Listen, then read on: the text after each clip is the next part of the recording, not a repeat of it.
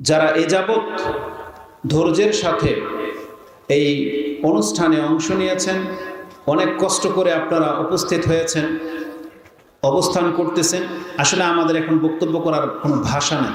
যদিও বলা হয়েছে যে এমন কিছু বলেন যাতে করে তারা ঘুম থেকে জেগে যায় বা তারা সজাগ হয়ে কথাগুলো শুনে, কিন্তু সেই মুখ নাই আমার। কারণ আমিও দেখতে পাচ্ছি, আমরা তো একটু আগে ঘরের মধ্যে আরামে শুয়েই ছিলাম, তাতেই আমাদের অবস্থা খুব খারাপ হয়ে গেছে, অস্থির লাগতেছে। আর আপনারা এই ফিল্ডের মধ্যে এই 2 দিন ধরে বিভিন্ন শেখদের বক্তব্য শুনে যাচ্ছেন, এটা অবশ্যই আপনাদের অনেক বড় একটা ত্যাগ। আমরা আল্লাহ সুবহানাহু ওয়া তাআলার কাছে দোয়া করি, আল্লাহ তুমি এই ত্যাগের বিনিময়ে তুমি আমাদের গুনাহ খাতাগুলোকে মাফ করে দাও, এবং আল্লাহ সুবহানাহু ওয়া তাআলা তুমি আমাদের এই কাজকে কবুল মঞ্জুর করে নিয়ে আমাদেরকে এর বিনিময়ে তুমি জান্নাতের ফয়সালা করে দাও। তো যতটুকু সময় আমি এখানে কথা বলবো, আমি চাই সেটা আমার এবং আপনাদের জন্য উপকার বয়ে আনবে ইনশাআল্লাহুল আজিজ। কারণ কোরআন এবং হাদিসের প্রত্যেকটা বিষয় আমাদের জন্য অত্যন্ত উপযোগী এবং খুবই গুরুত্বপূর্ণ, এবং যে কথাগুলো আমরা বলে থাকি এগুলো প্রায় দেখা যায় আমাদের মাঝে এবং আমাদের মুসলিম জাতির প্রায় মানুষের মাঝে সে অন্যায়, সে পাপগুলো রয়েছে। তো যারা সজাগ আছেন, কথাগুলোকে শোনার মতো অবস্থানে আছেন, আপনি কথাগুলোকে মূল্যায়ন করার চেষ্টা করবেন, এই দাবি রেখে আমি আমার বক্তব্য শুরু করতে চাচ্ছি। তা হলো, আমরা অনেক ভালো কাজ হয়তো করি, আমরা আল্লাহ সুবহানাহু ওয়া তাআলার কাছে নিজের মান মর্যাদাকে অনেক উপরে হয়তো উঠানোর মতো অনেক ত্যাগ আমাদের মধ্যে রয়েছে, কিন্তু আমাদের অন্তর এবং জবান এর দ্বারা এমন কিছু পাপ আমরা করে ফেলি, দেখা যাচ্ছে যে আমাদের জীবনের যত নেকিগুলো আছে ওই 1-2টা কাজে, ওই 1-2টা জুমলা বা 1-2টা চিন্তায় ওই সমস্ত নেকিগুলোকে খেয়ে ফেলতেছে। সে সমস্ত নেকিগুলো ডুবে যাবে আর ওই পাপটাই জয় হয়ে যায়। তো এই জন্য আমাদেরকে জানতে হবে যে ভালো ভালো কাজ করলে যেমন জান্নাত রয়েছে, তেমনি এমন কিছু পাপ, এমন কিছু অপরাধ রয়েছে যেগুলো কিন্তু আমাদেরকে জাহান্নামের দিকে নিয়ে যাবে। তো কোরআন এবং হাদিসের মধ্যে আমাদেরকে যতগুলো রাস্তা থেকে সতর্ক করা হয়েছে, তার মধ্যে আমাদেরকে জানানো হয়েছে যে আমাদের এই জবান এবং আমাদের অন্তর, এই দুইটা খুব সেন্সিটিভ জিনিস। এত পাপ আমাদের দ্বারা হয়, তার মধ্যে অধিকাংশ পাপগুলো আমাদের এই জবান দিয়ে হয়। যেমন এই জবানের পাপের মধ্যে রয়েছে শিরকি বা কুফরি বাক্য উচ্চারণ করা। এই জবানের পাপ হচ্ছে গালি দেয়া। এই জবান দিয়ে আমরা গীবত করে থাকি, এই জবান দিয়ে আমরা কাউকে নিন্দা করে থাকি, এই জবান দিয়ে কাউকে আমরা খোঁটা দিয়ে থাকি। এগুলো সব জবানের পাপ। এই জবানের অনেক বড় একটা পাপ হচ্ছে মিথ্যা বলা। আমরা মিথ্যা বলে থাকি। উপরন্তু এই জবানের একটা পাপ হচ্ছে, যেটা অধিকাংশ যুবকরা যারা ফেসবুক ব্যবহার করে বা নেটওয়ার্কিংয়ের সাথে জড়িত, তারা অনেকে বোঝে না যে তার দ্বারা অনেক বড় একটা পাপ হয়ে যায় আর অনেক বড় একটা ক্ষতির মধ্যে সে লিপ্ত হয়ে যায়। তা হলো, সে গোপনে যে পাপটা করে, দেখা যাচ্ছে যে ফেসবুক বা এই নেটওয়ার্কিংয়ের মাধ্যমে সেটাকে আবার প্রকাশ করে দেয়, মুখে বলে, বন্ধু বান্ধবদেরকে বলে। কিন্তু এটা যে তার জন্য কত মারাত্মক একটা ব্যাপার, এটা অধিকাংশ মানুষ আমরা বুঝি না। তা আমাদের জবান দিয়ে এই পাপগুলো আমাদের দ্বারা হয়ে যাচ্ছে। ঠিক তেমনি এই জবান যেমন আমাদের বন্ধু, আমাদেরকে নাজাতের সাবাব, আমাদেরকে জান্নাত এনে দিতে পারে, এই জবানই আমাদের শত্রু। এই জবানই আমাদেরকে কিন্তু জাহান্নামের দিকে নিয়ে যায়। ঠিক তেমনি আরেকটি গুরুত্বপূর্ণ অঙ্গ হচ্ছে আমাদের অন্তর, নাফস। এই অন্তর, এই নাফস যেটা, এটাও আমাদেরকে খুব সহজে জান্নাতে পৌঁছে দিতে পারে, আবার এই অন্তরে আমাদেরকে কিন্তু জাহান্নামের যাওয়ার মূল কারণ হয়ে দাঁড়িয়ে আছে। খুবই সেন্সিটিভ এই দুইটা জিনিস। তো কিছু কথা আছে যেটা আমি আপনার কাছে উল্লেখ করব, হতে পারে এই কথাগুলোর পরে আপনার চিন্তাতে কিছুটা পরিবর্তন আসবে এবং আপনি হয়তো আমাদের জবানকে লাগাম দেওয়ার মতো একটা তৌফিক আমাদের হয়ে যাবে। মানুষের জবান এবং অন্তর এত মারাত্মক দুইটা সৃষ্টি, এর জন্য একটা চমৎকার একটা উক্তি দিয়ে আমি বক্তব্যটা শুরু করতে চাচ্ছি যে আপনার জবান, অন্তর, এটা কি? কোরআন হাদিসে বহু কথা আছে, কিছু কিছু উদ্ধৃতি হয়তো আমাদের চিন্তাটাকে পরিবর্তন করে দেয়। এমনই একটা উদ্ধৃতি কোট করেছেন তাফসির তাবারিতে। ইমাম তাবারি তার তাফসিরের মধ্যে উল্লেখ করেছেন, খুঁজে দেখলাম তিনি কথাটাকে নিয়েছেন মুসান্নাফ ইবনে আবি শাইবা 34,294 রয়েছে কথাটি, 34,294, 34294।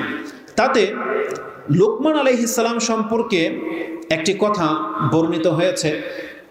যে রাবি থেকে বর্ণিত সেই লোকটা মূলত দুর্বল, সুফি টাইপের লোক, কিন্তু যেহেতু এটা কোরআন হাদিসের কোনো উক্তি নয়, তাহলে এই ধরনের উক্তি বনী ইসরায়েলদের কাহিনীর মতো নিতে আমাদের কোনো বাধা নাই, কেননা এটা কোরআন হাদিসের সাথে মিল রয়েছে। তাই তার নাম হচ্ছে খালিদ আর রাবি। এই ব্যক্তি সাধারণত তার বর্ণিত হাদিস দুর্বল হয়, কিন্তু তিনি লোকমান আলাইহিস সালাম থেকে একটা আসার কোট করেছেন যে লোকমান আলাইহিস সালাম ছিলেন একজন কৃতদাস, একজন কালো গোলাম। কানা লোকমান আব্দুন হাবাশিয়ুন নাজ্জার, এবং তিনি কাঠ মিস্ত্রি ছিলেন, এমনটা বর্ণিত হয়েছে। তার মালিক তাকে কোনো একদিন, কিন্তু সে ধার্মিক থাকার কারণে তার মালিক তার সাথে আধ্যাত্মিক কথাবার্তা বলতেন, নসিহতপূর্ণ কথাবার্তা বলতেন। একদিন তাকে বললেন, ইসবাহালি শাত, তুমি আমার জন্য একটা বকরি জব করো। ফাজাবাহালাহু শাত, লোকমান আলাইহিস সালাম একটা বকরি জব করলেন। তখন সে মালিক তাকে বললেন, ফাইতিনি বিআতিয়াবিহা মুদগাতাইনি, এই বকরির মধ্যে সব থেকে উত্তম যে গোশতের টুকরা দুইটা আছে তুমি আমার জন্য নিয়ে আসো। ফাইতিহা বিল্লিসানি ওয়াল কলব, লোকমান আলাইহিস সালাম সেই বকরি জবাইকৃত পশু থেকে জিহ্বাটা আর হৃৎপিণ্ডটা, যেটাকে আমরা হার্ট বলি, কলিজা বলি, ওটাকে বের করে নিয়ে আসছে। তখন বলছেন, মা কানা ফিহা শাইউন আতিয়াবা মিন হাযাইনি, এই বকরির, এই পশুর মধ্যে কি এই জিহ্বাটা আর এই মুদগা, যেটা এই কলিজার টুকরাটা ছাড়া কি আর কোনো উত্তম গোশতের টুকরা নাই? তিনি বলছেন যে লা। ফাসাকাতা মা সাকাতা, তারপরে তিনি, তার মালিক চুপ হয়ে গেলেন, যতদিন চাইলেন। আরেকটা বর্ণনায় আসছে, ফামাকাসা মা শা আল্লাহ, কিছুদিন কেটে গেল, যতদিন আল্লাহ চাইলেন। তারপরে কোনো আরেক দিন তিনি বললেন, ইসবাহালি শাত, ফাজাবাহালাহু শাত, আমার জন্য একটা বকরি জব করে নিয়ে আসো। তিনি তাই করলেন। তারপরে বললেন, আলকে আখবাসা মিনহা মুদগাতাইনি, এই পশুর মধ্য থেকে সব থেকে নিকৃষ্ট খারাপ গোশতের টুকরা কোনগুলো, তা থেকে দুইটা টুকরা তুমি ফেলে দাও। তখন তিনি কি করলেন, ওই জিহ্বাটা আর এই যে হৃৎপিণ্ড, যেটা এই হার্ট, কলিজাটাকে বের করে ফেলে দিলেন। কলিজা সাধারণত ভিন্ন হয়, কিন্তু আমাদের ভাষায় যেটা আমরা কলিজা বলি সেই জন্য বলতেছি, হৃৎপিণ্ড যেটা ফেলে দিলেন। তখন তার মালিক তাকে বলতেছেন, ফাকুলতু লাকা এতিনি বিআতিয়াবিহা, আমি তোমাকে কোন একদিন বলেছিলাম যে আমাকে উত্তম দুটা গোশতের টুকরা এনে দাও। তুমি আমার জন্য লিসান, যেটা জবান, জিহ্বাটা আর এই হৃৎপিণ্ডটা এনেছিলা। আর যখন তোমাকে বলা হলো সুম্মা কুলতু লাকা আলকি আখবাসাহা মুদগাতাইনি, খারাপ দুইটা টুকরা ফেলে দাও, তো তুমি ওই জিহ্বাটা আর হৃৎপিণ্ডটাই ফেলে দিলে। তখন লোকমান আলাইহিস সালাম তাকে বললেন, হ্যাঁ, এটা এই জন্য করেছি, কালা লাইসা শাইউন আতিয়াবা মিনহুমা ইযা তাব ওয়া লাইসা শাইউন আখবাসা মিনহুমা ইযা খাবুসা। জিহ্বা এবং হার্ট, যেটা হৃৎপিণ্ড, এই দুইটা যদি সুস্থ থাকে, সঠিক থাকে, খারাপ না হয়ে যায়, তাহলে এই দুইটা গোশতের টুকরার মতো আর কোনো কিছু উত্তম কিছু হতে পারে না। আর এই দুইটা যদি কারো খারাপ হয়ে যায়, তাহলে এই দুইটা গোশতের টুকরার চেয়ে ঘৃণিত, নোংরা আর কোনো গোশতের টুকরা হতে পারে না। তার মানে তিনি বোঝাতে চাইলেন, কোনো ব্যক্তির যদি জবান এবং অন্তর ভালো থাকে, তাহলে এই ব্যক্তি সমাজে সব থেকে ভালো লোক। তার দ্বারা আপনি কল্যাণকর কিছু আশা করতে পারেন, তার সাথে আচরণ আপনি ভালো পাবেন, লেনদেন করে মজা পাবেন, তার সাথে বন্ধুত্ব করে আপনি কখনই ঠকবেন না। কিন্তু যেই ব্যক্তির জবান এবং অন্তর খারাপ, তার সাথে কোনো কাজে আপনি মিল পাবেন না। তার সাথে আপনি লেনদেন করেন, আপনি ঠকবেন। তার সাথে আত্মীয়তা করেন, আপনি শান্তি পাবেন না। তার সাথে বন্ধুত্ব করেন, আপনার বন্ধুত্ব টিকাতে পারবেন না। তো যার অন্তর খারাপ আর জবান খারাপ, এই ব্যক্তি কোনোদিন ভালো চরিত্রের মানুষ হতে পারে না। তো মানুষের এই জবান এবং অন্তর খুব সেন্সিটিভ জিনিস। কতটা সেন্সিটিভ মানুষের অন্তর আর জবানকে যদি পৃথক পৃথক আপনাকে আমি বুঝাই, তাহলে জেনে নেন আমাদের প্রত্যেকের অন্তরটা এটা এত মারাত্মক একটা সৃষ্টি। আল্লাহ সুবহানাহু ওয়া তাআলা তার এই যতগুলো বিষয়ের কসম খেয়েছেন, মানুষের বডির মধ্যে অন্য কোনো অঙ্গ প্রত্যঙ্গের কসম তিনি খাননি। মগজ অনেক ইম্পর্ট্যান্ট একটা জিনিস, আল্লাহ কসম খাননি। চোখ আমাদের জন্য অনেক গুরুত্বপূর্ণ বিষয়, কিডনি আমাদের অত্যন্ত গুরুত্বপূর্ণ বিষয়, কিন্তু আল্লাহ সুবহানাহু ওয়া তাআলা এগুলো কসম করেননি। কিন্তু আল্লাহ কসম করেছেন নাফসের, যে আত্মাটা আমাদেরকে দেয়া হয়েছে, বা এই হৃৎপিণ্ডের মধ্যে যে আত্মাটা থাকে, আমাদের যে প্রবৃত্তি, এটার কসম খেয়েছেন। আল্লাহ বলছেন ওয়া নাফসি ওয়া মা সাওয়াহা। আপনি সূরা শামস 91 নম্বর সূরার 7 থেকে 9 মধ্যে এই আয়াতগুলো পেয়ে যাবেন। আল্লাহ সুবহানাহু ওয়া তাআলা বলতেছেন শপথ ওই নাফসের এবং তার যিনি এটাকে সৃষ্টি করেছেন। আল্লাহ নিজের এবং তার সৃষ্টির এই অন্তর বা নাফসের কসম খেয়েছেন। এটা এতটা মারাত্মক বা এত সেন্সিটিভ একটা সৃষ্টি আল্লাহ সুবহানাহু ওয়া তাআলা। আল্লাহ সুবহানাহু ওয়া তাআলা বলছেন ফাআলহামাহা ফুজুরাহা ওয়া তাকওয়াহা। আমি এই অন্তরের কসম এই জন্য খেয়েছি, কারণ এই অন্তরটা চাইলে ফেরাউন, কারুন, হামানের মতো একবারে বদও হতে পারে। আর আল্লাহ সুবহানাহু ওয়া তাআলা বলতেছেন কোনো ব্যক্তি যদি চায়, তাহলে এই অন্তরটাকে ফেরেশতার চরিত্রের আবু বকর, ওমর, ওসমান, আলী রাদিয়াল্লাহু তাআলা আনহু আজমাইন তাদের মতো উত্তম করতে পারে। তার মানে মানুষের অন্তরটা একেবারে খারাপ হয়ে যায়, আবার মানুষের অন্তর একেবারে ভালো রাখা সম্ভব। যে চায় সে তার অন্তরকে ভালো রাখতে পারবে, আর যে চাচ্ছে সে কিন্তু তার অন্তরকে খারাপ করে দিচ্ছে। তো মারাত্মক ব্যাপার। আল্লাহ সুবহানাহু ওয়া তাআলা তারপরে বলে দিয়েছেন কাদ আফলাহা মান যাক্কাহা। যেই ব্যক্তি এই অন্তরটাকে পবিত্র রাখতে পারলো, সেই ব্যক্তি ফালাহ, সার্বিক কল্যাণ পেয়ে গেল, সে মুক্তি লাভ করে দিল। আগে আল্লাহ সুবহানাহু ওয়া তাআলা বলছেন কাদ আফলাহা, সে নাজাত পেয়ে গেল, মুক্তি পেয়ে গেল, যেই ব্যক্তি এটাকে পবিত্র রাখলো। তো যেই ব্যক্তিটাকে খারাপ করে দেবে সে ধ্বংস হয়ে যাবে। তারপরের আয়াতে সে কথাগুলো আছে। অত্যন্ত মারাত্মক এই মানুষের অন্তর। মানুষের এই অন্তরই মানুষকে খারাপ কাজের দিকে লেলিয়ে দেয়। এই জন্য এটাকে সুস্থ রাখা এটা অত্যন্ত গুরুত্বপূর্ণ। আল্লাহ সুবহানাহু ওয়া তাআলা কোরআনের আরেকটা আয়াতে, সম্ভবত সূরা শুআরা 26 নম্বর সূরার 89 এবং 99, 89, 90 অথবা 88, 89 নম্বরের মধ্যে ইব্রাহিম আলাইহিস সালামের দোয়ার কথা উল্লেখ করেছেন। তাতে তিনি বলেছিলেন যে আল্লাহ তুমি আমাকে কিয়ামতের মাঠে লাঞ্ছিত করো না, যেই দিন ইয়াউমা লা ইয়ানফাউ মালুন ওয়ালা বানুন, যেই দিন কারো সন্তান সন্ততি আর কারো সম্পদ কোনো উপকারে আসবে না। ইয়াউমা লা ইয়ানফাউ মালুন ওয়ালা বানুন ইল্লা মান আতাল্লাহা বিকালবিন সালিম। কেবলমাত্র যেই ব্যক্তি একটা সুস্থ অন্তর নিয়ে আল্লাহর কাছে উপস্থিত হতে পারবে, এই ব্যক্তি শুধু নাজাত পাবে। তাহলে অন্তরের সুস্থতা অত্যন্ত গুরুত্বপূর্ণ ব্যাপার। কারণ অন্তর যদি শুধরে যায়, তাহলে জানেন সে কতগুলো পাপ থেকে মুক্ত হয়ে যাবে। এই অন্তরের পাপ হচ্ছে শিরকি বিশ্বাস রাখা, কুফরি বিশ্বাস রাখা, মুনাফিকের যে সন্দেহ থাকে, এটা অন্তরের রোগ। এই অন্তরের রোগ হচ্ছে ঘৃণা করা কাউকে। এই অন্তরের রোগ হচ্ছে নাজায়েজ সম্পর্ক তৈরি হয়ে যায়। এই অন্তরের রোগ হচ্ছে অন্তর অহংকার জন্মে যায়, হাসাদ, ফাসাদ তৈরি হয়ে যায় অন্তরের মধ্যে। এই যতগুলো পাপ আছে, আল্লাহকে ভয় না পাওয়া, এটা হচ্ছে আজকে আমাদের অধিকাংশ মুসলিমদের চরিত্র, যে আমরা আল্লাহকে ভয় পাই না। এটা আমাদের অন্তর খারাপ হয়ে যাওয়ার কারণে হয়েছে। তো অন্তর যদি ভালো থাকে, আমরা আল্লাহকে ভয় পাবো, আমাদের মধ্যে হিংসা জন্মাবে না, আমাদের মধ্যে অহংকার জন্মাবে না, আমাদের মধ্যে আল্লাহ সুবহানাহু ওয়া তাআলার ইবাদতের দিকে আমাদের মন ঝুঁকবে, সুস্থ অন্তর হলে। আর সুস্থ অন্তরের উপরে আপনার নাজাত পাওয়া না পাওয়ার বিষয় রয়েছে। আর চলে আসেন আমাদের জবান। আজকে আমাদের জবান দিয়ে যতগুলো পাপ আমরা করি, অন্য কোনো অঙ্গ প্রত্যঙ্গ দিয়ে হয়তো অতটা পাপ আমাদের হয় না, যতটা পাপ আমাদের জবান দিয়ে হয়। যে হাদিসটি আমি প্রথমে আপনাকে উল্লেখ করলাম, এটা ইমাম বুখারী রাহিমাহুল্লাহ এবং ইমাম মুসলিম তারা উভয়ে তাদের কিতাবুর রিকাক এবং কিতাবুর রিকাকে এনেছেন। ইমাম বুখারী রাহিমাহুল্লাহ তার 81 নম্বর অধ্যায়ে হাদিসটা এনেছেন এবং ইমাম মুসলিম তার 55 নম্বর অধ্যায়ে হাদিসটাকে এনেছেন। যদি আপনি নাম্বার চান, নাম্বারে আমি আপনাকে দেখাতে পারি। সেটা 6478 পেয়ে যাবেন বুখারীতে, এবং মুসলিমে হাদিসটি 7371 রয়েছে। আবু হুরায়রা রাদিয়াল্লাহু তাআলা হাদিসের বর্ণনাকারী, তিনি রাসূলুল্লাহ সাল্লাল্লাহু আলাইহি ওয়াসাল্লাম থেকে বর্ণনা করতেছেন যে মানুষের জবান, মানুষের মুখ দিয়ে যে জুমলাগুলো উচ্চারণ হয়, এমন কিছু কথা বলে মানুষ জানে না যে এর কি হতে পারে, এই কথার রেজাল্ট। রাসূলুল্লাহ সাল্লাল্লাহু আলাইহি ওয়াসাল্লাম বলেছেন, ইন্নাল আবদা লা ইয়াতাকাল্লামু বিকালিমাত মিন রিদওয়ানিল্লাহ, মানুষের জবান থেকে কিছু কিছু কথা এমন বেরিয়ে যায় যেটাকে আল্লাহ সুবহানাহু ওয়া তাআলাকে সন্তুষ্ট করে দেয়, কিন্তু সেই ব্যক্তি জানে না যে তার মুখের এই কথাটা আল্লাহ সুবহানাহু ওয়া তাআলাকে কতটা সন্তুষ্ট করে দিয়েছে।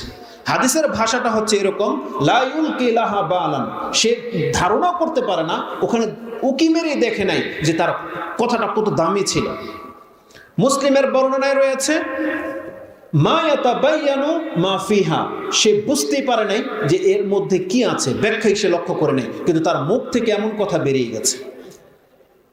ফলশ্রুতিতে কি হয়, আল্লাহ তার উপরে এত বেশি সন্তুষ্ট হয়ে যায়, যার বিনিময়ে আল্লাহ তার দারাজাতকে, তার মর্যাদাকে উপরের দিকে তুলে নিতে থাকে। এটা দুনিয়াতে এবং পরকালও সে হবে। আল্লাহ তার উপরে এত বেশি সন্তুষ্ট হয়ে যায় যে আল্লাহ তার মর্যাদাকে ওই কথার কারণে অনেক বেশি উপরে তুলে নিয়ে যায়। রাসূলুল্লাহ সাল্লাল্লাহু আলাইহি ওয়াসাল্লাম বলছেন, ইয়ারফাউহুল্লাহু বিহা দারাজাতান, আল্লাহ এর মাধ্যমে তার মর্যাদাকে অনেক উপরে উঠিয়ে নিয়ে যায়। অপরদিকে ওয়াইনাল আবদা লা ইয়াতাকাল্লামু বিকালিমাতিন মিন সাখাতিল্লাহ, আল্লাহকে অসন্তুষ্ট করে দেওয়ার মতো অনেক কথা আমাদের জবান দিয়ে উচ্চারিত হয়ে যায়, কিন্তু ওই ব্যক্তি বোঝে না, মা ইয়াতাবায়ানু মা ফিহা, সে বুঝতেই পারে না সে আল্লাহকে রাগান্বিত করার মতো কত কি বলে ফেলেছে, বুঝতেই পারে না। রেজাল্ট কি? রাসূলুল্লাহ সাল্লাল্লাহু আলাইহি ওয়াসাল্লাম বলছেন, এই কথা ইয়াহউই বিহা ফি জাহান্নাম, এই কথা তাকে জাহান্নামের নিচের দিকে নিতে থাকে। এমন না সে জাহান্নামে শুধু যাবে, নিচের দিকে যেতেই থাকবে। স্লিপ খেলে মানুষ যত দূর পর্যন্ত যায়, এই কথা তাকে জাহান্নামের দিকে ওইভাবে নিয়ে যেতে থাকবে। ইমাম মুসলিমের বর্ণনায় রয়েছে, আবাদা মা বাইনাল মাশরিকি ওয়াল মাগরিবি, পূর্ব এবং পশ্চিমের মধ্যে যতটা দূরত্ব রয়েছে, এই কথা তাকে জাহান্নামের অতটা তলে নিয়ে গিয়ে নিক্ষেপ করবে, কিন্তু সে বোঝে না সে কি বলেছে। তো মানুষের কথা, মুখের জুমলা এতটা মারাত্মক, আবার মানুষের মুখের কথা এতটাই মর্যাদাকর। যদি একটা এক্সাম্পল দিয়ে আপনি দেখেন, আমরা যারা মুখে উচ্চারণ করে দিয়েছি লা ইলাহা ইল্লাল্লাহ, আমরা অধিকাংশ মানুষ বুঝি না যে এটা কত বড় জুমলা আপনার আমার দ্বারা উচ্চারিত হয়ে গেছে। মুসলিম এটার কদর করতে পারে না, বরং আল্লাহ সুবহানাহু ওয়া তাআলা সূরা আলে ইমরান 3 নম্বর সূরার 17 নম্বর আয়াত যদি আপনি পড়েন, 17-18 নম্বর আয়াত, এই আয়াতগুলোতে আল্লাহ সুবহানাহু ওয়া তাআলা বলেছেন, শাহিদাল্লাহু আন্নাহু লা ইলাহা ইল্লা হুয়া ওয়াল মালাইকাতু ওয়া উলুল ইলমি কাইমান বিল কিসত। আল্লাহ সুবহানাহু ওয়া তাআলা বলতেছেন, আল্লাহ যে একজন, তিনি ছাড়া সত্য কোনো ইলাহা নাই, এটা একমাত্র আল্লাহ ছাড়া আর কেউ জানে না। আর আল্লাহ নিজে সে কথার সাক্ষ্য দিচ্ছেন যে শাহিদাল্লাহু আন্নাহু লা ইলাহা ইল্লাহু, আল্লাহ নিজে সে সাক্ষী দিচ্ছেন। আল্লাহর ইলমটা যেমন হুবহু ওই রকমের সাক্ষী দিয়েছেন ফেরেশতারা, মালায়েকারা। আর আল্লাহ সুবহানাহু ওয়া তাআলা বলছেন, পৃথিবীর মধ্যে, মানুষের মধ্যে এমন কিছু ইন্টেলেকচুয়াল পারসন বা জ্ঞানীরা রয়েছে যারাও জেনে গেছে যে আল্লাহ ছাড়া সত্য কোনো ইলাহা নাই। আল্লাহ বলছেন, মালাইকাতুন ওয়া উলুল ইলমি কাইমুম বিল কিসত, যারা ইলমে পরিপক্ক তারাই কেবল জানে যে আল্লাহ ছাড়া সত্য কোনো ইলাহা নাই। তার মানে যেই ব্যক্তির মুখ থেকে এই জুমলা বেরিয়ে গেছে, আল্লাহ সুবহানাহু ওয়া তাআলার কাছে এই ব্যক্তি হচ্ছে সবথেকে বড় জ্ঞানী ব্যক্তি। এই পৃথিবীর মাঝে যারা বলে আল্লাহ ছাড়া সত্য কোনো ইলাহা নাই, এরা হলো সবথেকে বেশি ইন্টেলেকচুয়াল পারসন, জ্ঞানী ব্যক্তি। তাকে কেউ বুদ্ধিজীবী বলে না, বুদ্ধিজীবীদের কোঠা ভিন্ন, যে হয়তো তার রবকে চিনে না। কিন্তু আমরা যারা, আপনি যে কোনো স্ট্যাটাসের লোক হন না কেন, যে কোনো পর্যায়ের লোক হন না কেন, আপনি যদি এই কথার সাক্ষ্য দিয়ে দেন যে আল্লাহ ছাড়া সত্য কোনো ইলাহা নাই, আল্লাহর দৃষ্টিতে আপনি হলেন সেই সমস্ত ফেরেশতাদের মতন ইলম রাখা ব্যক্তি। ফেরেশতারা যেমন জানে আল্লাহ ছাড়া সত্য কোনো ইলাহা নাই, তবে জমিনের মধ্যে ওই সমস্ত জ্ঞানী ব্যক্তিরাও জানে যে আল্লাহ ছাড়া সত্য কোনো ইলাহা নাই। তো মানুষের জবান দিয়ে এই জুমলাটা যখন বেরিয়ে যায়, সে জানে না এর মাধ্যমে আল্লাহ তার মর্যাদাটা কোথায় উঠিয়ে নিয়েছে। পৃথিবীর সমস্ত কাফের মুশরিকের চেয়ে তার মর্যাদা সব থেকে বেশি, শুধু এই কথার মাধ্যমে ঈমান আনার কারণে। এবং আল্লাহ সুবহানাহু ওয়া তাআলা মানুষের কথাকে কতটা কদর করে আপনি দেখেন। লোকমান আলাইহিস সালামের কথাটাই ধরে নেন, তিনি কোনো নবী নন, কিন্তু তারপরেও কোরআনে যেমন সূরা ইব্রাহিম রয়েছে, সূরা হুদ রয়েছে, সূরা মুহাম্মদ রয়েছে, নবীদের নামে যে সূরা রয়েছে, তেমনি লোকমান নামে একটা সূরা রয়েছে। কি ঘটেছিল তা? তিনি তার ছেলেকে কয়েকটি ভালো ভালো উপদেশ দিয়েছিলেন। যিনি তার ছেলেকে বলেছিলেন, ইয়া বুনাইয়া লা তুশরিক বিল্লাহ ইন্না শিরকা লাযুলমুন আযীম। একজন পিতা কিছু ভালো নসিহত করার কারণে আল্লাহর কাছে তার মুখের জুমলাগুলো এতটা পছন্দনীয় হয়েছে যে আল্লাহ সেই কথাগুলোকে কোরআনের মধ্যে আয়াত হিসেবে রেখে দিয়েছেন এবং তার নামে একটা সূরা নাজিল করে দিয়েছেন। তেমনি 40 নম্বর সূরা, যেটা সূরা গাফির, মুমিন হিসেবে আমরা চিনি, ওইখানেও ফেরাউনের যুগের তার মন্ত্রী পরিষদের বা তার কাউমের একজন সৎ লোকের কিছু কথা আছে, যে ফেরাউনকে এবং মন্ত্রী পরিষদের লোকদেরকে এবং বড় বড় তাগুতদেরকে কিছু উপদেশ দিয়েছিল।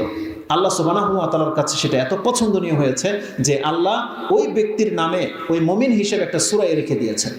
তো যারা আল্লাহ সুবহানাহু ওয়া তাআলার সন্তুষ্টির জন্য কথা বলে, আল্লাহ সুবহানাহু ওয়া তাআলা তাদের মর্যাদাকে অনেক বেশি উপরে তুলে নিয়ে যান। আর কতক ব্যক্তিরা আছে যাদের জুমলা, মুখের জুমলা এত জঘন্য, আল্লাহ সুবহানাহু ওয়া তাআলাকে এত বেশি রাগান্বিত করে দেয়, সে মুসলিম হয়েও জাহান্নামের অতল তলে গিয়ে পতিত হয়, মুনাফিকদের নিচে গিয়ে পতিত হবে হয়তো। কি এমন ভাষা আছে বলেন তো দেখি, যদি আপনাদের নলেজে থেকে থাকে, যে একজন মুসলিম, একজন ব্যক্তি এমন কি জুমলা ব্যবহার করে যে আল্লাহ সুবহানাহু ওয়া তাআলা তার উপরে এতটা বেশি রেগে যান এবং এই ব্যক্তিকে জাহান্নামের একেবারে নিচের দিকে নিয়ে যেতে থাকে। আমি আমার কান কিছু শব্দ শুনেছি, আপনারা শুনেছেন কিনা দেখি, মিলিয়ে দেখি হয় কিনা। আমি প্রায় যখন অটোতে বসি, প্রায় কিছু মুরব্বী মহিলা আছে, বয়স্করা আছে, বলে আল্লাহ রাসূল। সে যেখানে বিসমিল্লাহ বলবে, এটা না বলে বলতেছে আল্লাহ রাসূল, বরং ওঠার সময় বলে ইয়া রাসূলুল্লাহ। আপনার বাসায় এসে যখন ভিক্ষা চাইতে আসে, আমি প্রায় শুনেছি তারা বলে আল্লাহ রাসূল, একটু ব্যথা পেলেও বলে এটা। আমি জানি না আপনাদের সমাজের প্রচলন আছে কিনা। আছে? আপনি কি মনে করেন এই হাদিসের সাথে মিলে কিনা?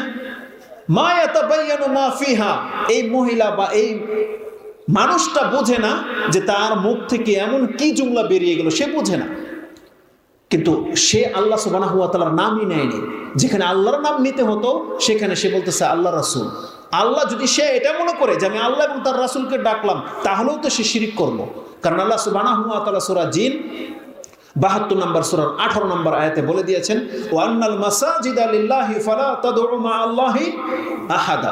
দেখো, এই পৃথিবীর মধ্যে সেজদার জায়গা একমাত্র আল্লাহ, আল্লাহর জন্য। তুমি আল্লাহর সাথে অন্য কোনো একজনকেও ডাকবা না, একজনকেও না, আহাদান বলা হয়েছে। আর যেখানে রাসূলুল্লাহ সাল্লাল্লাহু আলাইহি ওয়াসাল্লাম তিনি আমাদেরকে শিক্ষা দিয়েছেন, ইযাস সালতা ফাসআলিল্লাহ ইযাস্তানতা ফাসতাইন বিল্লাহ, যদি তোমার কিছু চাইতে হয় আল্লাহর কাছে চাও।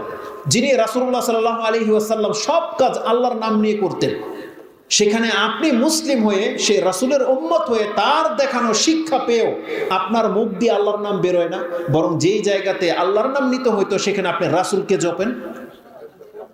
এটা খুব মারাত্মক একটা জুমলা, খুবই মারাত্মক জুমলা। কেউ আছে তার জবান দিয়ে এরকমের অনেক জঘন্য কথা বলে দেয়, আল্লাহকে কষ্ট দেয়, কিন্তু সে জানে না যে কত বড় মারাত্মক কথা সে বলেছে। তো মানুষের জবান মানুষকে এইভাবে জাহান্নামের দিকে নিয়ে যেতে থাকে। খুবই সেন্সিটিভ এই বিষয়টা। রাসূলুল্লাহ সাল্লাল্লাহু আলাইহি ওয়াসাল্লাম বলছেন, এ থেকে নাজাতের একটা উপায় আছে। কেউ যদি চায় যে আমার জবান দিয়ে আমি মিথ্যা বলবো না, কারো গীবত করব না, কারো নিন্দা করব না, কারো মানহানি করব না, আমি শিরকি কোনো জুমলা বলবো না, কেউ যদি চায় তার জবান থেকে সমস্ত পাপ থেকে মুক্ত হতে, রাসূলুল্লাহ সাল্লাল্লাহু আলাইহি ওয়াসাল্লামের একটা উপদেশ তাকে মানতে হবে। একটা উপদেশ, এই উপদেশ আপনি এখান থেকে নিয়ে যান এবং প্র্যাকটিস করেন, চেষ্টা করেন। চেষ্টার বিকল্প আপনি এটা পাবেন না। আপনাকে আপনার জবানের মধ্যে লাগাম টেনে ধরতে হবে। জবান দিয়ে যা খুশি তা, যখন খুশি তা বলে কিছু বলে ফেলতে পারেন না আপনি। আপনাকে নিজের জবানের প্রতি হেফাজতের দায়িত্ব নিতে হবে। আল্লাহ সুবহানাহু ওয়া তাআলা আমাদেরকে যেই দিক নির্দেশনা দিয়েছেন, রাসূলুল্লাহ সাল্লাল্লাহু আলাইহি ওয়াসাল্লাম সেটা আমাদেরকে জানিয়েছেন। একটা হাদিস নিয়ে নেন, এই হাদিসটা ইমাম বুখারী এবং মুসলিম তাদের উভয়ে তাদের কিতাবে এনেছেন। ইমাম বুখারী রাহিমাহুল্লাহ তিনি তার কিতাবুর রিকাব 81 নম্বর অধ্যায়ে এনেছেন এবং ইমাম মুসলিম এটা তার ঈমানের অধ্যায়ে 77 নম্বরে পেয়ে যাবেন। আর ইমাম বুখারী রাহিমাহুল্লাহ হাদিসটা আপনি 6475 পেয়ে যাবেন। রাসূল সাল্লাল্লাহু বলছেন, মান কানা ইউমিনু বিল্লাহি ওয়াল ইয়াউমিল আখির ফালিয়াকুল খায়র আও লিয়াসমুত। যেই ব্যক্তি আল্লাহ এবং পরকালে বিশ্বাসী হওয়ার দাবি করবে সে যেন তার জবান খুললে সে যেন কল্যাণকর কথা বলবে অথবা চুপ করে বসে থাকবে। তার মানে যেই ব্যক্তি নাজাত চায় তাকে তার মুখ থেকে ভালো জুমলা ছাড়া এমন কোনো জুমলা বের করতে সে পারবে না যেটাতে আল্লাহ অসন্তুষ্ট হয়ে যায়। রাসূল সাল্লাল্লাহু আলাইহি ওয়াসাল্লাম বলছেন ফালিয়াকুল খায়র আও লিয়াসমুত, হয় আপনি চুপ করে বসে থাকেন তাতেই আপনার জন্য নাজাত রয়েছে। ওই হাদিস আমি আপনার কাছে তুলে ধরবো যেখানে রাসূল সাল্লাল্লাহু আলাইহি ওয়াসাল্লাম বলেছেন যেই ব্যক্তি চুপ থাকলো সেই মুক্তি পেয়ে গেল। আজকে আমাদের অবস্থাটা কি? যেখানে 2-4 জন দিনী ভাইয়ের নামে আমরা অন্যদের কথা বাদই দিই, যারা আমরা ধর্মকর্ম করি, যারা আমরা নিজেদেরকে ধার্মিক ভাবি, পরহেজগার ভাবি, আজকে আমাদের চরিত্র হলো যেখানে আমরা 2-3 জন বন্ধু বান্ধব একসাথে বসে যাই, যে শেখের আপনি পছন্দ করেন তার খেলাফ যদি কোনো শেখ থেকে থাকে আপনি তার গীবত করা শুরু করে দেন। এটা কি আমাদের চরিত্র নয়? তাহলে এগুলো থেকে রোধ করতে হবে। দেখা যাচ্ছে যে শেখদের মধ্যে, আমাদের আলেমদের মধ্যে তেমন কোনো বিভেদ নাই। আপনি একটা কথাকে কাট করে নিয়ে আরেকটা ছবি লাগিয়ে দিয়ে আপনি দ্বন্দ্ব লাগিয়ে দিলেন। আমি শুধু এটা শেখ আব্দুর রাজ্জাক বিন ইউসুফের স্টেজ দেখে যে বলবো তা নয়। কিছুদিন আগে একটা ঘটনা দেখেছি, কোন একটা বক্তব্যে আমাদের আরেক ভাই তার পাশে বসা ছিল, শেখ মনে হয় বলছেন এখানে যারা আছেন সরে যাও, পেছন দিকে সরে যাও। অনেকে সরে গেছে, কিন্তু কে যেন ইউটিউবের ভিডিওর মধ্যে লিখে দিয়েছে যে শেখ আব্দুর রাজ্জাক বিন ইউসুফ একে দেখে রেগে কেন গেল, অথচ তার কোনো কথাই নেই। আমি আমাদের ওই ভাইয়ের নাম নিলাম না, অথচ এই নাম শেখ উচ্চারণই করেনি। আপনি ভিউয়ার বাড়ানোর জন্য আপনি একটা ট্যাগ লাগিয়ে দিলেন। কেন এটা এমন হবে? বরং আপনারাই অধিকাংশ যারা চ্যানেলগুলো পরিচালনা করে সামান্য একটু দুনিয়ার জন্য, আপনি সামান্য দুনিয়ার জন্য এইভাবে কাউকে হাইলাইট করতে পারেন না। তো প্রত্যেকটা কিছুর বিচার হবে কাল কিয়ামতের মাঠে, প্রত্যেকটা কিছু। তো রাসূলুল্লাহ সাল্লাল্লাহু আলাইহি ওয়াসাল্লাম বলছেন যেই ব্যক্তি মুখ খুলবে তার উচিত সে যেন ভালো কথা বলে, আর নাহলে তার মুখ বন্ধ করে সে বসে থাকবে। সেটা আপনি ফেসবুক বলেন, টুইটার বলেন, হোয়াটসঅ্যাপ বলেন, যেখানে বলেন না কেন, চায়ের দোকানে বলেন, আর মাঠে ঘাটে বলেন, আর আপনার ঘরে বলেন, থেকে এমন কোন সেন্টেন্স বা জুমলা বের হয় না যেটা লিখা না হয়। প্রত্যেকটা কথা আল্লাহ সুবহানাহু ওয়া তাআলা লিখে রাখেন। আরে কোরআনে তো আল্লাহ সুবহানাহু ওয়া তাআলা এমনটাও বলেছে, কোন একটা জুমলা নয় বরং একটা শব্দ যদি কারো মুখ থেকে বের হয়, ও আহ এরকম যদি কিছু বের হয়, সেগুলো নোট হয়ে যায়। যারা আমরা ব্যথা পেলে কি বলি? বিসমিল্লাহ তো বলি না।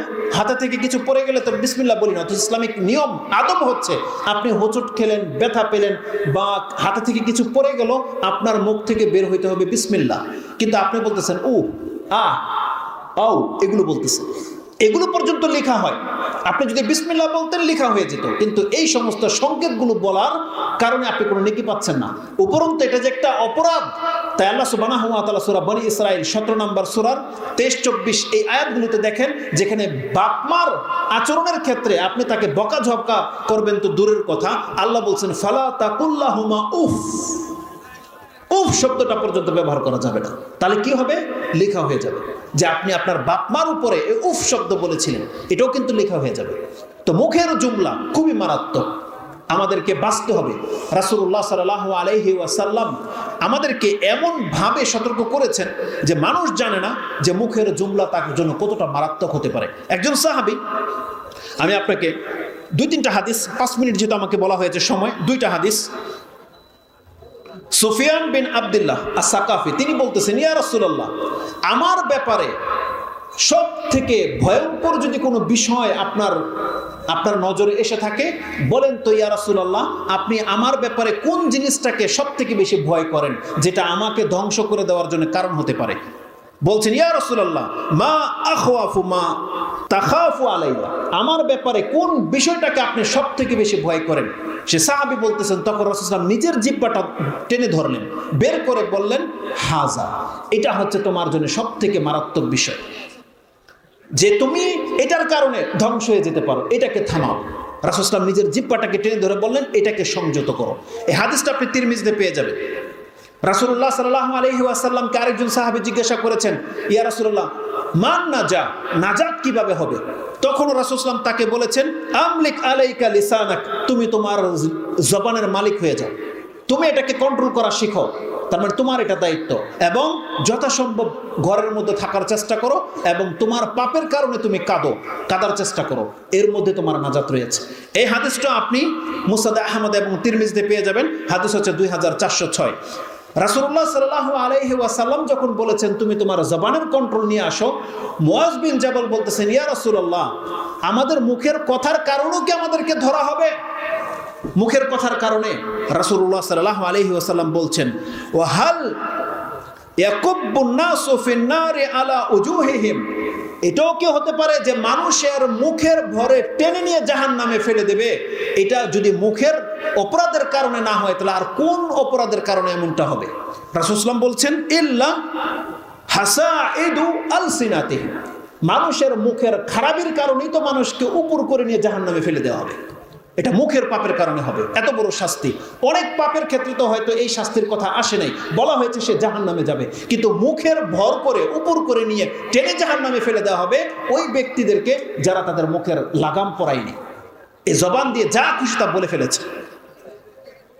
আল্লাহ সুবহানাহু ওয়া তাআলা এটাকে এত মারাত্মকভাবে বলেছেন, একটু আগেই বলেছেন সেই হাদিসটা আসবে, এটা আপনি তিরমিজিতে পেয়ে যাবেন। রাসূলুল্লাহ সাল্লাল্লাহু আলাইহি ওয়াসাল্লামকে জিজ্ঞাসা করা হয়েছে, আব্দুল্লাহ ইবনে আমরিন, তিনি বলছেন, কালা রাসূলুল্লাহ সাল্লাল্লাহু আলাইহি ওয়াসাল্লাম মান সামাতা নাজা, যেই ব্যক্তি চুপ থাকলো সেই ব্যক্তি নাজাত পেয়ে গেল। সর্বশেষ, যেহেতু 5 মিনিট ওভার হয়ে গেছে, সর্বশেষ যে কথাটা আমি শেষ এন্ডিংয়ে বলবো সেটা হচ্ছে, ওই যে বলেছিলাম যে আমাদের অনেকের দ্বারা গোপনে কিছু পাপ হয়ে যায়। আপনি কি জানেন আল্লাহ সুবহানাহু ওয়া তাআলা আপনাকে ক্ষমা করার জন্য কি ব্যবস্থা রেখেছেন? এই হাদিসটা আপনি ইমাম বুখারী থেকে নিয়ে নেন। ইমাম বুখারী রাহিমাহুল্লাহ তিনি তার 78 নম্বর অধ্যায় কিতাবুল আদব বিররি ওয়াল আদব, তাতে 60 নম্বর পর্বে পেয়ে যাবেন যে মুসলিমদের উচিত তার পাপগুলোকে প্রকাশ না করা। সেখানেই নিচ্ছেন যে বান্দাদের উচিত তাদের দ্বারা যে পাপগুলো হয়ে যায় সেগুলো যেন কারো কাছে প্রকাশ না করে। দেখেন আজকে আমাদের মুখের কারণে আমরা আমাদের পাপগুলোকে কিন্তু প্রকাশ করে দিয়ে ফেসে যাচ্ছি। একজন ব্যক্তি যদি পাপ করে আল্লাহ তার সাথে কি আচরণ করে?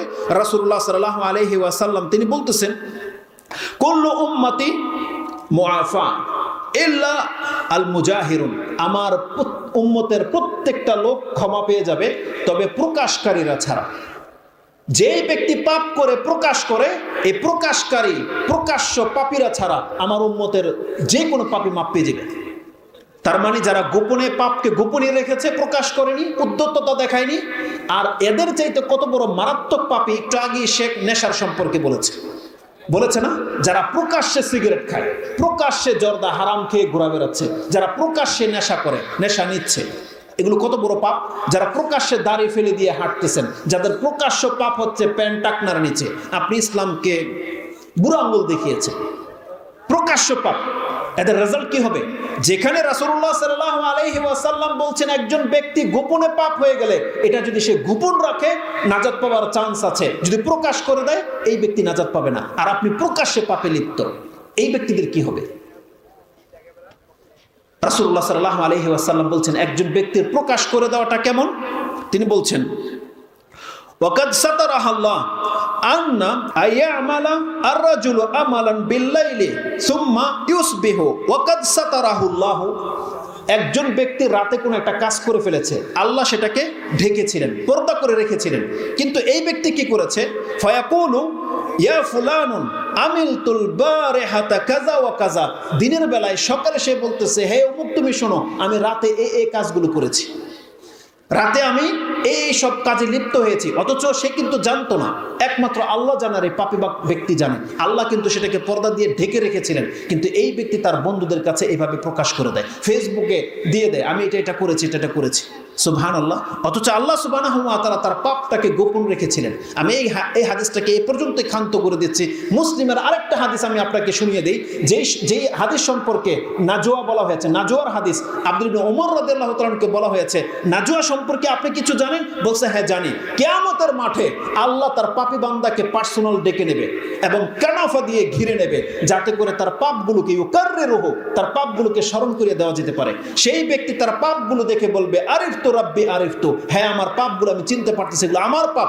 আল্লাহ সুবহানাহু ওয়া তাআলা সেই ব্যক্তিকে বলবে, যাতে হাসরের মাঠে কেউ তাকে দেখতে পাবে না, বলবে তোকে আমি পার্সোনাল ডেকে নিয়েছি, এই জন্যে সাতারতু হালাকা ফিদ দুনিয়া ওয়া গাফারতু লাকা আল ইয়াউম, আমি পৃথিবীতে তোর এই পাপটাকে ঢেকে রেখেছিলাম, আর আজকে আমি তোকে ক্ষমা করে দিলাম। এই জন্য আল্লাহ সুবহানাহু ওয়া তাআলা পাপকে ঢেকে রেখেছিলেন। সেই দিন তার আমলনামা ডান হাতে দিয়ে দেওয়া হবে, আর সেই ব্যক্তি হাসরের মাঠে এসে বলবে, হা উমকরা ও কিতাবিয়া। এটাই হলো সেই দিন যে দেখো আমার কিতাবটা পড়ে দেখো, আমার রব আমার ডান হাতে আমলনামা দিয়ে দিয়েছে। তাহলে কারা তারা? যাদের দ্বারা পাপ হয়ে গেছে, আপনি পাপ আল্লাহ ছাড়ার কারো কাছে প্রকাশ করবেন না। আপনি আল্লাহর কাছে ক্ষমা চাইলেন, আল্লাহ আপনাকে মাফ করে দেবে। কিন্তু প্রকাশ্যে পাপকারীরা সাবধান হয়ে যান, আল্লাহ কিন্তু আপনাকে কোনোদিন তওবাবিহীন মাফ করবে না। অতএব সময় থাকতে আমাদেরকে তওবা করা উচিত। আল্লাহ সুবহানাহু ওয়া তাআলা যেন আমাকে এবং আমাদের মুসলিম ভাইদের জবানকে হেফাজত করার তৌফিক দান করে। যে পাপগুলো এই যাবত আমাদের দ্বারা হয়ে গেছে, আল্লাহ তুমি তোমার দয়া আমাদেরকে ক্ষমা করে দাও। এবং আমি আবারও শুকরিয়া আদায় করি যারা আমাকে এখানে কথা বলার সুযোগ করে দিয়েছে। আল্লাহ সুবহানাহু ওয়া তাআলা তাদের জাযা